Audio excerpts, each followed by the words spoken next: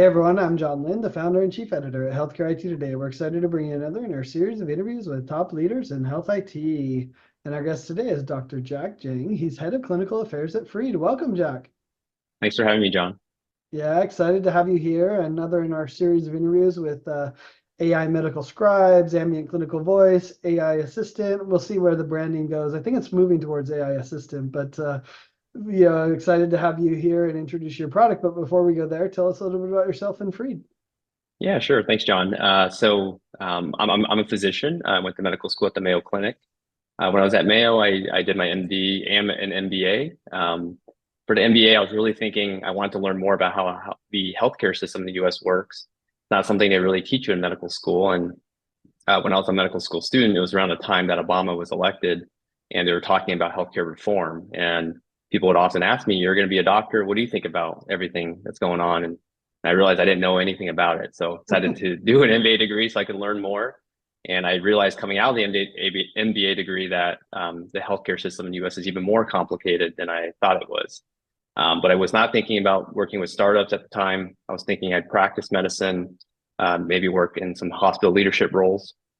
It wasn't until I graduated from Mayo and moved to San Francisco to my residency training at UCSF that I became involved in the startup world. First started out as an investor, so it was angel investing in friends' companies or people in a network. I then joined my first startup. It was a company called Scanwell Health.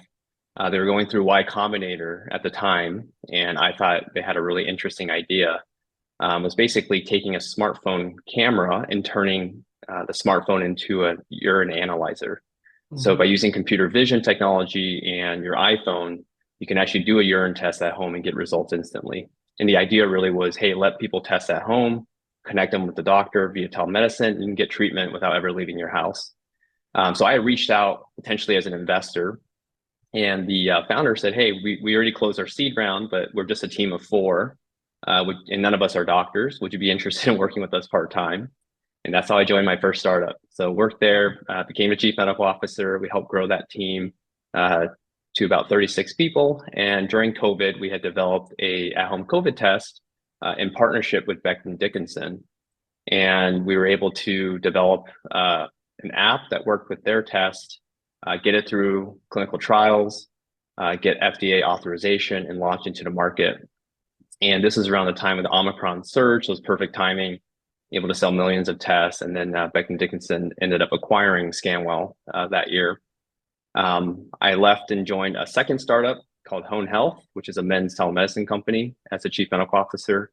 It was a little bit bigger of a startup. I had about 60 physicians already working with the company. And I worked there for about a year and a half, really enjoyed it because of the personalized care that Hone was delivering. But I really missed clinical practice. I had been out of practice for a couple of years at that point, wanted to go back. So I left Hone to join Kaiser and practice medicine again. That was around the time I was connected with the founder and CEO of Freed. I think it really got me excited about startup world again, and didn't think I'd be working with a startup again, but here I am. So I've been working Wow. with Free for about the past year. That's awesome. I mean, what a journey and what an interesting background. You see a bit of the kind of the testing side of things, the telehealth side of things. Obviously practicing as a doctor, and Kaiser's a unique model as well. So tell me more. What's the story behind Freed's AI medical scribe, and kind of the evolution of the product? Yeah, so I'll tell you a little bit more about Otheraz, who's the co-founder and CEO, and actually why I decided to join them. So Otheraz is originally from Israel. He was an engineer. He moved to the US to work at Meta as a software engineer. And then he ended up starting his own company, not in the healthcare space, in a government software procurement space. He worked on that startup for about 5 years and ended up having to shut it down. Around that time is when ChatGPT was introduced, and he was thinking about what he wanted to do next. His wife is actually a family medicine physician, and all through their relationship, he was very used to her coming home from a long day of, at the hospital or at the clinic, and having to spend 2-3 hours writing her notes. So he kind of said, I wonder if this ChatGPT thing can actually work to help my wife with her notes. So he kind of hacked something together and saw that it actually worked pretty well. So then he recruited someone that he used to work with at Meta to join him, and the two of them started Freed about 2 years ago. And I think at that time there were some AI scribe companies out there, some of the bigger ones, but they were kind of sort of pre-ChatGPT era. So they were developing their own, language models and technology. And Freed was, if not the first, one of the first companies to recognize that a general purpose LLM like ChatGPT can actually still work for a medical setting or in a medical domain. And I think that was sort of a unique insight. And so that was how Freed was started, really built for Arez's wife, who's a family medicine doctor, and it's grown a lot from there. I think what attracted me to working with Arez and Freed and the team was really the mission. Oftentimes, as I mentioned earlier, I am an angel investor in companies. You're thinking about the business case and you're talking about what's the ROI on things.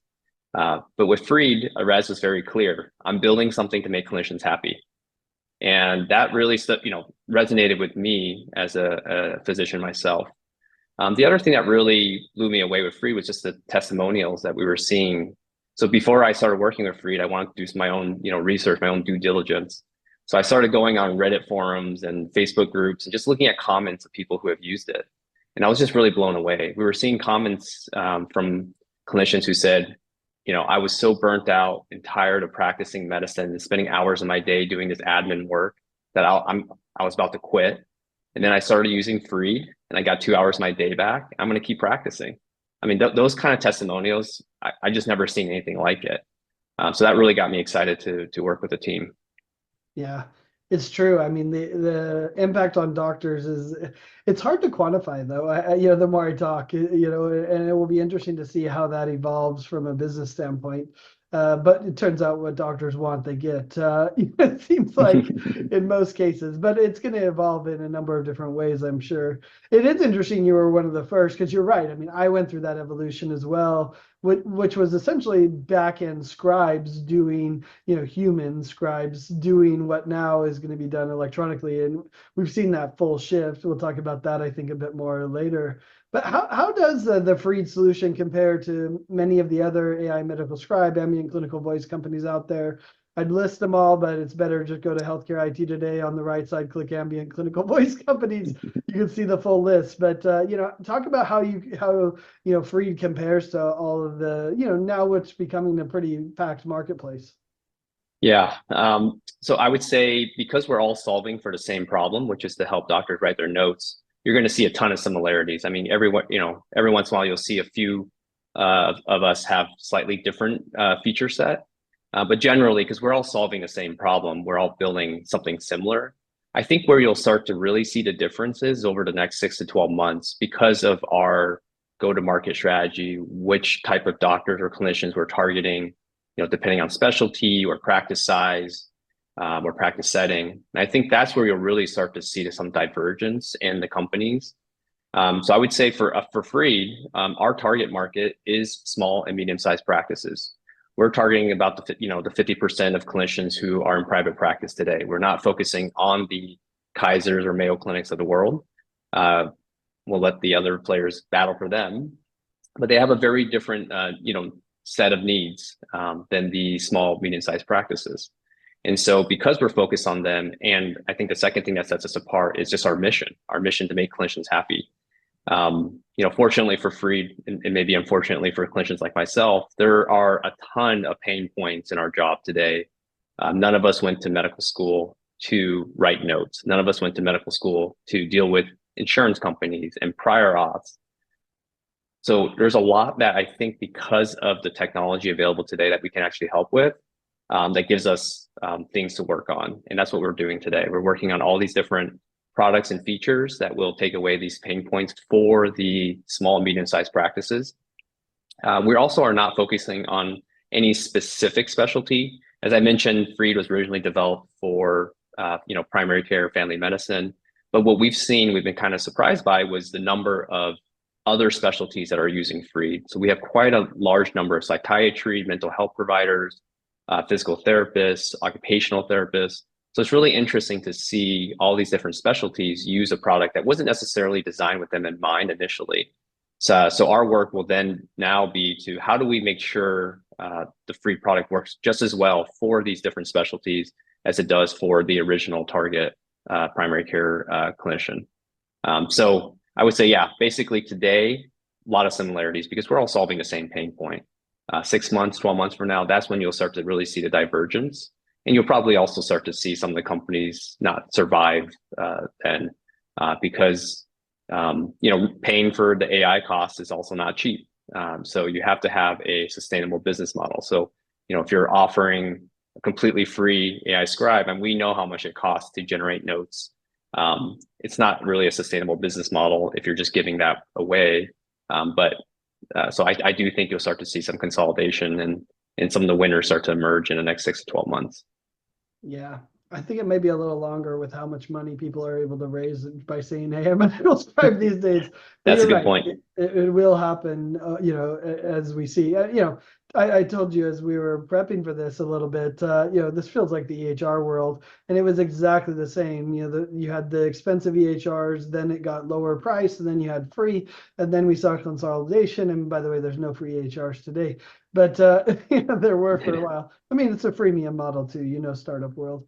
Right. Talk to me about the workflow. What does the workflow look like for a clinician? Do you do it on the phone, on the desktop? Is there any other tweaks? We even had one that had a badge. Talk to me about what the workflow for a clinician looks like on Free. Yeah, so we try to meet the clinicians where they are. So we do have mobile smartphone apps on both iOS and Android, and we also have our desktop product. And so I would say most of our clinicians still do the editing of the notes on their desktop, even if they're using their smartphone app to capture the conversation. So maybe it's just a little more convenient for them to use their smartphone to record it, but it's much easier to edit, a medical note on our computer. Other than having to open the Freed app and press record, there's not much clinicians have to do differently. So that was the one for me was really the oh wow moment is when I first tested Freed myself before I joined. I just did a little mock visit, me pretending to be both the doctor and the patient. And I didn't change anything for the technology. I just talked like it was a regular patient visit. I didn't have to do anything that was, too different from my usual workflow. And I was really impressed with the quality of the note that was generated, despite not, changing anything. Now, I will say, because Freed is only able to write what it hears, there are things that some clinicians have to do in order to capture some details. For example, their physical exam. We aren't necessarily trained to narrate everything that we're doing as we're doing it, but that is probably the biggest change that clinicians have to make with their workflow is just being able to say it out loud so the AI can hear it and then include it into the note. But other than that, it's really simple. We built it to be really easy. You sign in, you click a button to start the recording, and then you click a button to end the recording. And that's pretty much the simplicity, I think, is what really is part of the values of Freed. Yeah. I mean, computer vision's getting where it could see left foot, right foot, anyway, that's a topic for another day. But Yeah. one day I think we may see some of that. This question's a little bit dated, but how much of this is automated with technology versus humans in the background, and how do you kind of approach that automation? It sounds like it's fully automated with technology, but I'd love to hear kind of how you're looking at incorporating the humans as well. Yeah. So, I mean, if we think about when a visit is recorded and how we break down the process to generate a note, the first step is taking that audio recording and transcribing it. So that's, again, fully automated. There's no human in the loop there. But we do have some quality checks in place where if, for example, the AI has a hard time with a specific transcript, it could be flagged for human review. So that helps us improve the quality of future notes. So that's where a human could be involved. Once we generate a transcript, then from the transcript, that's fed into the large language model to generate the notes. And I think when we first started, it was a pretty simple process. We passing that transcript, get a note out. We've learned over the last 2 years of doing this that the current state of LLMs has limitations and weaknesses. So there are some things that people talk about a lot, like hallucinations. There's also things like, the AI sometimes writes in a certain type of language or tone or whatnot that you may not want for your medical note. And so we've had to kind of build around this process of feeding the transcript into the LLM.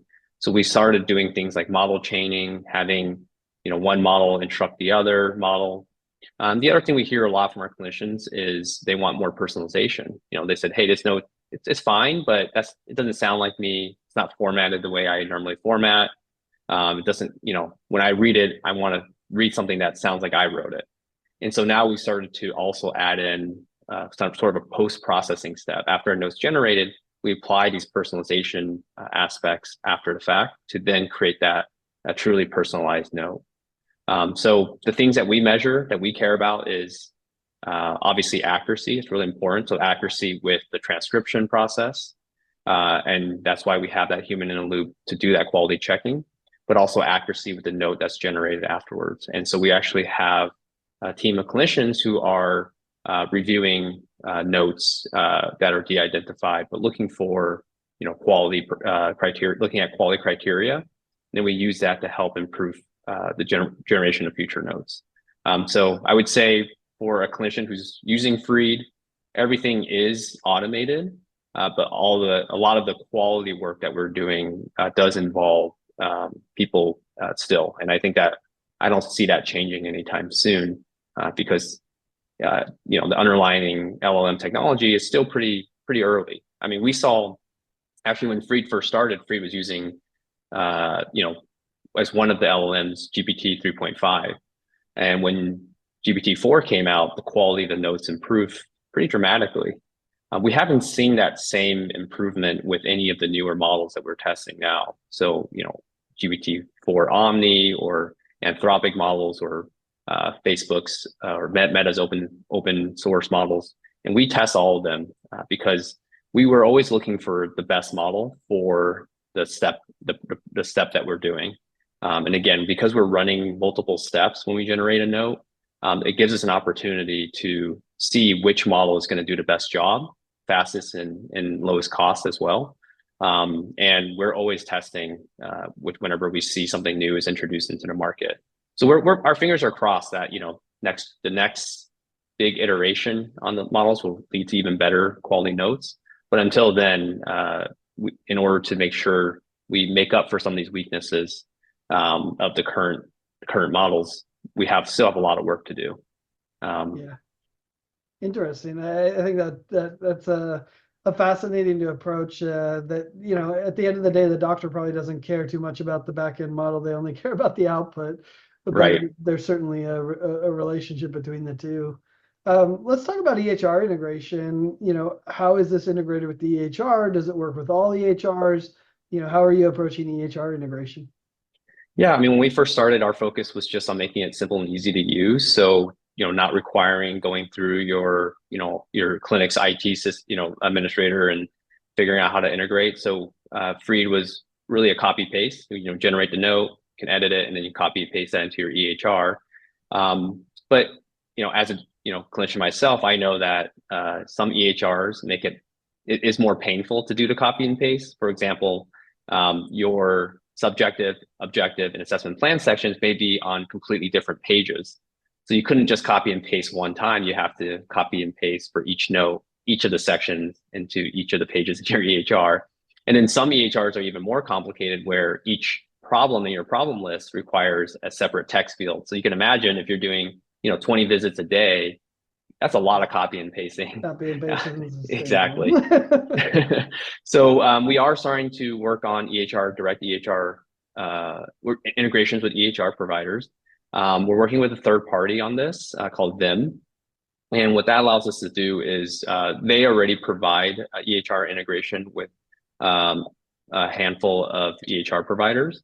And these are the providers that our target market use. So again, because we're not going after the big health systems where it's really dominated by Epic, Cerner, and maybe Meditech, With the small, medium-sized practices, it's a pretty long tail of EHRs that people use. So, Athena or ECW or Practice Fusion. And so we're trialing this out now. And the idea there is once the note's generated, rather than having to copy and paste multiple times, they just click a single, send to EHR button, and then it'll show up in the right sections of the EHR. So we have a number of people already testing this out with Freed, and we hope to roll it out to everybody soon. Awesome. Yeah, you already mentioned some changes that the clinician has to make, for example, articulating things that they're thinking or seeing, as opposed to just, because obviously the ambient voice can't read their mind or their eyes yet. But are there other things that clinicians need to adjust as they're in the exam room? And talk to us kind of about that onboarding process that you have with clinicians, any training you do or customizations, what does a clinician, have to do to get started using Freed? Yeah, I mean, so Freed was really designed to be as simple as possible. So no training needed. As someone who sat through many of those training sessions myself, when joining a new practice or there's a big upgrade for EHR, we're trying to avoid that. We want it to be so simple you don't need training. And so the onboarding process really is very simple. People can go to Freed's website. They can actually do a trial themselves for free. They don't even have to put in their credit card information for that. And if they decide they want to buy, then it's just as simple as putting your credit card information in and starting the monthly subscription. In terms of onboarding, we actually really encourage people to just learn by doing. So you can do sort of a mock visit with yourself, where we provide a little script that you can use to read off of, but just to experience that. But because it's really built to be simple, there's really not much onboarding that's needed. I do think some of the features we have was built to really help with the editing and personalization aspect. So one of the things we do is, even when you're editing the note, as you mentioned, if the clinician is thinking something, they're not saying it out loud, they may have to add that into the note afterwards. We actually have something called Magic Edit, where they can then use that to add it using AI. So similar to how we use AI to record the note and generate the note, we also use AI to help with edits. So you can use a Magic Edit feature to say, add X, Y, and Z to my assessment and plan section, or change this, remove that. You can talk to the AI like you would, when you're prompting, like ChatGPT to do something. And so that's what Magic Edit is meant to do, is to help with editing, and we use AI for that as well. And then we also have a personalization feature called Learn Format, where after a clinician edits their notes, they can indicate to the AI through Learn Format that this is the kind of note that I want in the future. And the AI will then learn that and try to apply those changes to future notes. And so that will lead to a more personalized note that better matches what clinicians want, which hopefully would decrease the amount of editing they need to do after we generate a note. Yeah, that's awesome. Really interesting. And talk to us about accuracy of the solution. How accurate is the solution? How do you measure accuracy? How do you evaluate kind of the effectiveness of your solution and where you're at as far as making and creating an accurate note for the clinician? Yeah, so as I mentioned, when we generate a note, the first step is transcribing that audio recording into a transcript. And so in terms of accuracy for transcription, we do some of the typical measurements like word error rate, hallucinations. But we also have our own measurement for medication error rate, because sometimes there could be a very low word error rate, but the medication error rate might be on a higher end, and that actually is not a good note, because we as clinicians care about the medication names. And it's a challenge because the AI systems that were created are not necessarily trained on medication names, and there are some medications they may have never seen before. So with some of the weight loss drugs, the newer ones that are FDA approved, those were approved after the training window for some of these AI systems, and so they don't even know that they exist yet. And so the way we've been able to work around that is we started creating our own fine-tuning libraries for medical terminology and medication names. And that allows these AI systems to be able to recognize when those words are said. So that's the first way we track accuracy. And I would say we actually have compared our transcription model with other commercially available models like OpenAI's or DeepGram's or some of these other providers out there, and we found that our performance is better than what's out there commercially. And so we've continued to invest in developing and improving our speech recognition system. And then when it comes to generating notes, it's sometimes a little bit hard. I mean, there are some things that are, I think, obvious for everyone, like you don't want hallucinations. But there are some things that, maybe a family medicine clinician cares about, but a therapist doesn't. I'll give you an example. Therapists or mental health providers, they care a lot about what might be considered small talk, right? If you're talking about your family relationships or your pets or your vacations, they might care a lot about that because that has a big impact on their patient mental health. But for other clinicians, they may view that as small talk and they don't want that in their note. And so we've had to develop note quality criteria that is specific for the different types of clinicians that we serve and evaluate based on that. And that's kind of going back to what I was talking about earlier with the human in the loop. That is part of what we're doing is we're evaluating these notes based on what we know that our customers want, and then continually, improving and tuning the AI to be able to deliver a note that will make them happy and require less edits. Yeah, I mean, I think that's interesting. That was what I was going to ask more details about how it works for each specialty. I've heard from a lot of people, right? Mental health is a 45-minute hour visit versus a 15-minute visit. Does it adapt to those longer ones? I mean, it sounds like you want to work with every specialty. You obviously talked about more of the ambulatory, side, smaller groups practices versus health system and acute care. But talk to me more about the specialty sophistication that you're creating with Freed so that it does work for every specialty. I mean, the nice part is, I guess, your drug analysis, that could work across all specialties, which really matters, especially when you're talking, pediatric endocrinologist, right? Like very specific drugs that may not be used in a family practice. But I'd love to hear more about what you're doing to help support each specialty. Yeah, so we're really treating each specialty like it's its own product almost, right? So everything we're building, we're thinking about the specialty, the setting, are they inpatient, outpatient, what their specific needs are, and building something that works for them. And so we don't treat our customer base like one homogeneous group of clinicians. We treat it like a very different group of individuals who have different needs. And then even within that, I mean, if you take 10, doctors that are all in the same specialty, you're probably going to get 10 different types of notes that they generate, which is why the personalization aspect that we're working on is so important. Because even if we create, AI prompts and, features for a specific specialty, within that specialty, there are just going to be some personal preferences that we also need to be able to accommodate for. So at the end of the day, it's really building something that can generate a note that for a clinician, they can look at it and say, yeah, this is pretty much perfect. Maybe make a few small edits, but within, minutes, they're done with their note and they can move on to the next one. And so that's really how we're approaching it, is not treating all clinicians the same, treating them each by understanding what they want, what are their pain points, and then building something that works best for them. Yeah. I think that's really interesting. It's the EHR Groundhog Day. They started making templates for every specialty because each specialty had different template requirements. In some ways, it's very similar. Of course, templates weren't that sophisticated. Yeah. But it is interesting. They want that, I remember one of the EHR vendors at their user conference saying, we have templates for every specialty, right? We can support everyone. It was this big deal, like, oh, good, you finally have something for me. Right. Right. Yeah.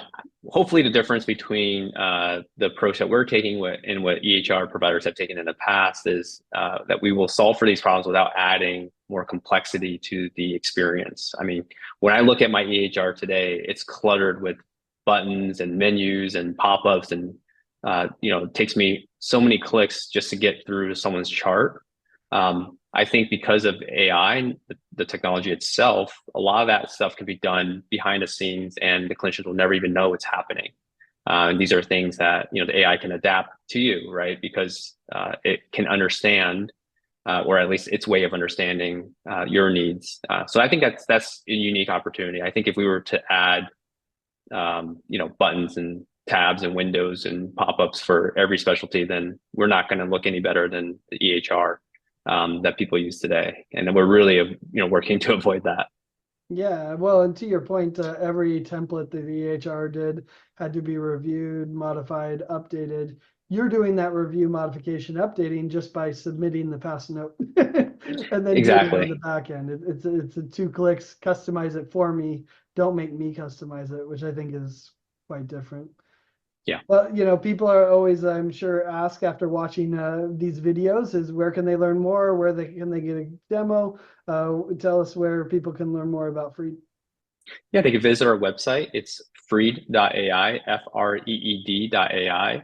And I just encourage everyone to try it for themselves. We offer a free trial. So you don't even have to put your credit card in to use it. So test it out yourself. Do a mock visit, use it with some of your patients, see how well it works for you.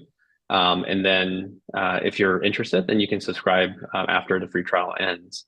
But for me, it wasn't until I used it myself was when I really had that oh wow moment that this is something different. This is something that can really make a difference in helping me do less charting, spend less time on my computer, spend more time with my patient. I think that was one of the, I don't know if it's unintended consequences, but something that we didn't necessarily expect is a lot of our customers tell us that their patients love that they are using Freed because they feel like that them as a clinician, they're much more engaged now, or at least it feels like they're more engaged because they're no longer staring at their computer trying to furiously type down everything that's being said.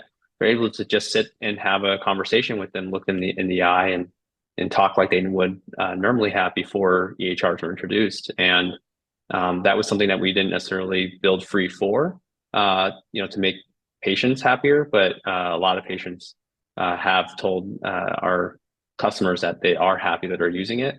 And then there are some things that we have built that does make patients happy too, right? Like we do generate a patient instructions letter automatically at the end of a visit. A lot of our clinicians like to give that to the patient so they have a summary of everything they talked about, similar to a after visit summary, but one that's actually useful because it's based on the actual conversation that was had and not just based on some of these preset templates that used to exist.